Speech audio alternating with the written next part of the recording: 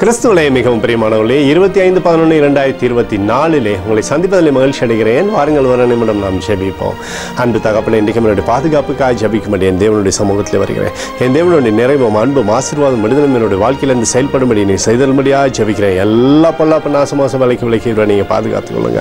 என் தேவனுடைய கரம் இவரோடு இந்த அற்புதத்தை செய்வதாக உடைய நிறைவான தேவனுடைய வாழ்க்கையில் இருக்கட்டும். அப்பா, உடைய அன்பின் பிரசனம் எப்போதும் இவரோடு இருந்து செயல்படும்படி நீர் செய்தல்படியாக ஜெபிக்கிறேன். இயேசு கிறிஸ்து சிந்தின பரிசுத்த ரத்தத்தை இவர் மீது, உங்கள் குடும்பத்தின் மீது, அவர் செய்கிற சகல காரியத்தின் மீது பூசுகிறேன். ஆகவே இந்த நாள் முழுவதும் மகிமையின் ஆசீர்வாதம் இவரோடு இருந்து செயல்படுவதாக.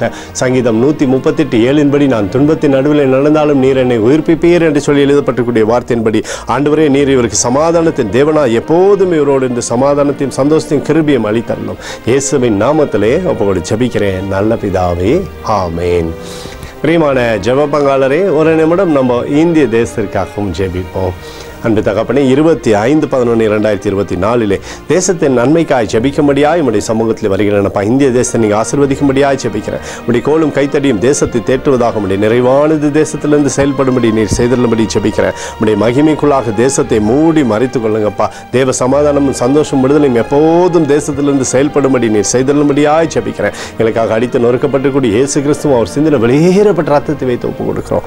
அத்தோடு இந்திய தேசத்தில் எழுப்புதலை தரும்படியாய் ஜெபிக்கிறேன். எழுப்புதலை தருவீராக, எழுப்புதலை தருவீராக, எழுப்புதலை தருவீராக. எழுப்புதலை எங்கள் கண்கள் பார்க்கும்படி நீர் ஆசீர்வதிக்கும்படி ஜெபிக்கிறேன்.